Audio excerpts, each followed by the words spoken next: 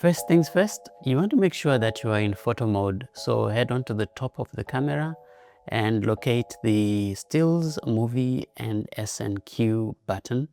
Press that until you get into Stills and you should see a little still camera icon on the screen. If this is your first time to use an SD card with this camera, then head into the menu, find the settings menu, that's the fourth tab across, and then navigate to Format and format your card. The first thing you'd want to do in photo mode is to choose your file format. You can choose between JPEG or RAW, or you can choose to shoot both RAW and JPEG. If you don't plan to edit your photos, then just use JPEG. And if you do plan to edit your photos, then RAW gives you much more flexibility for editing. What you need to remember with RAW is that you cannot easily share those photos until they're edited and converted into JPEGs. So if you are a shooter that wants to edit but also wants to quickly share whatever you've shot, then choose RAW plus JPEG. You're obviously going to use more drive space or more SD card space. Now we want to talk about image quality. So back in the menus, go to your JPEG quality and image size. These control how detailed and sharp your photos will be. But I would say just go with the best. So for JPEG quality, I would say just choose extra fine. And for image size, just choose 20 megapixels. There's really no reason to shoot in lower quality unless you're running very low on SD card space or you're using an older, slower card. So you want your photos to look the best. Next, choose your aspect ratio. You have 4 options available for you.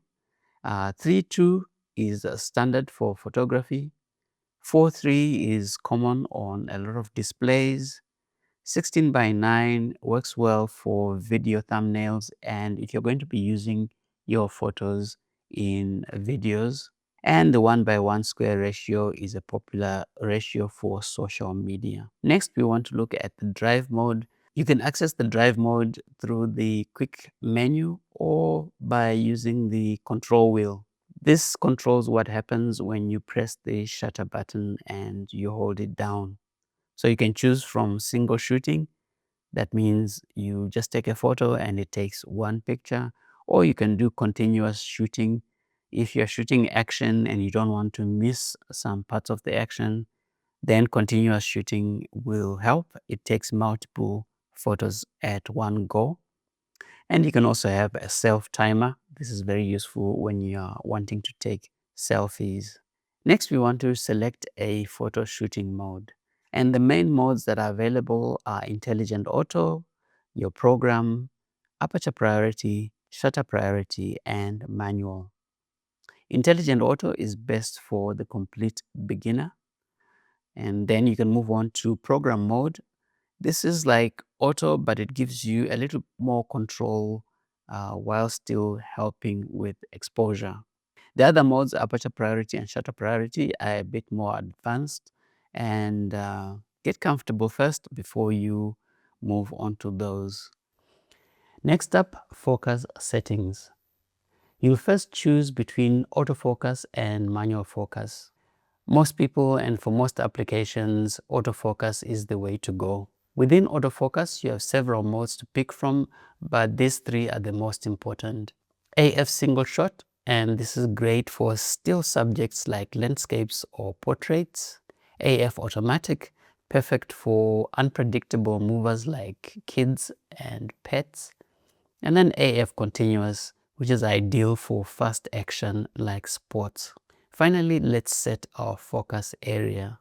And this controls where in the frame the camera locks its focus. There are several options, but as a beginner, start with wide.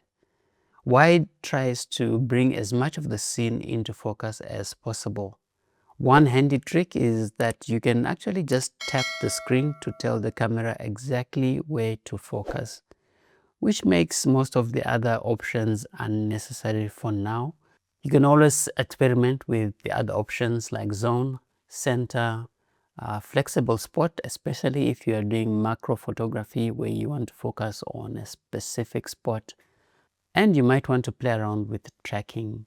Tracking works when you're in continuous AF mode. In this mode, you focus on a subject, half press the shutter button, and the camera will track the subject within that focus area.